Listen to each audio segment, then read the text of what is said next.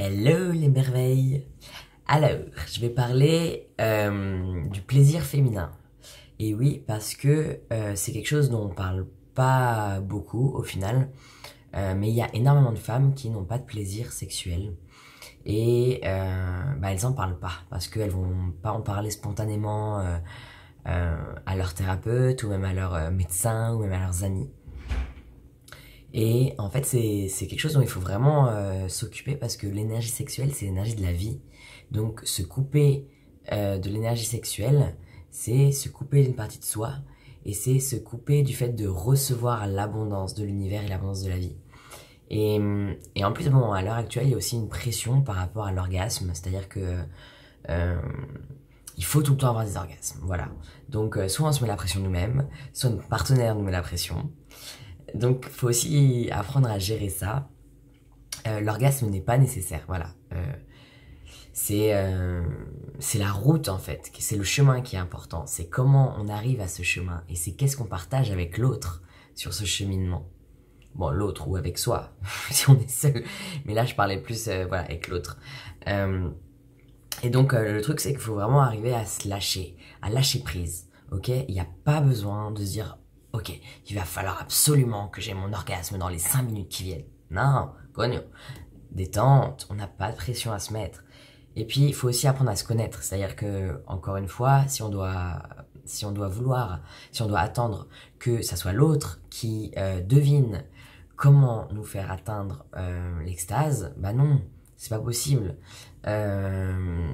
Ou alors, il faut que ça soit un jeu, genre chaud, froid, là, pourquoi pas. Mais si on attend juste désespérément dans notre coin que l'autre trouve les boutons magiques sur nous, c'est pas comme ça que ça fonctionne. Il faut d'abord soi apprendre aussi à se connaître. Et comme ça, après, on va pouvoir aussi aiguiller l'autre. Ça qui est intéressant. Et c'est ne pas donner le pouvoir à l'autre, mais reprendre le pouvoir en soi. Parce que c'est nous qui avons le pouvoir tout le temps.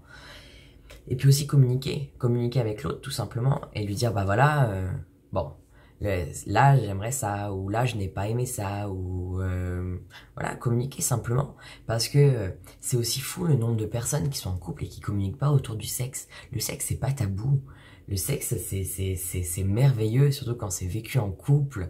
Et ça devrait être justement un moment de partage, de communion, de rigolade même. Voilà, faut vraiment désacraliser un peu ce côté très sérieux du sexe. Genre le sexe, faut pas en parler. Mais alors qu'au final, c'est quelque chose qui intéresse tout le monde. Donc si, parlons-en justement. Si.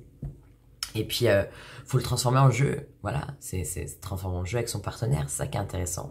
Et puis, il y a Mantak Chia aussi, qui est un grand maître taoïste, qui dit que, il utilise une analogie, il dit que l'homme, c'est comme le feu, c'est-à-dire qu'il s'embrasse très vite et il s'éteint aussi vite. Alors que la femme, c'est comme de l'eau. C'est-à-dire que, pour être chaude, eh ben, elle a besoin d'être longtemps bouillie. Voilà. Et donc, ça aussi, il faut prendre en compte. C'est-à-dire que, bah, la femme, elle a besoin de beaucoup plus de temps que l'homme. Voilà. C'est simplement des petites choses comme ça qu'il faut comprendre et expérimenter et se laisser aller. Et puis après, d'un autre point de vue aussi, il y a toute l'approche taoïste et tantrique qui est aussi hyper intéressante sur le fait que bah, l'énergie sexuelle, c'est une énergie qui va après nous permettre de régénérer nos organes quand elle est bien utilisée, de nous redonner de l'énergie. Et en fait, on va utiliser tout ce qui est l'énergie pile poil avant l'orgasme, c'est-à-dire l'énergie pré-orgasmique, on va dire, pour la recycler dans tout notre corps à travers un chemin, voilà, une phase circulatoire précise. Et c'est ça qui va nous permettre de nourrir tout notre être à différentes manières, à différents degrés. Et c'est aussi, quand c'est vécu en couple, c'est aussi une façon d'échanger son yin et son yang. C'est-à-dire que l'homme va donner son yang à la femme et absorber son yin, et la femme, à l'inverse, va donner son yin et absorber son yang. Et ce qui fait que c'est vraiment le symbole du yin et du yang, quoi, de l'union. L'union magnifique de deux êtres, deux énergies, deux âmes. Et qui vont créer une entité autre. Voilà.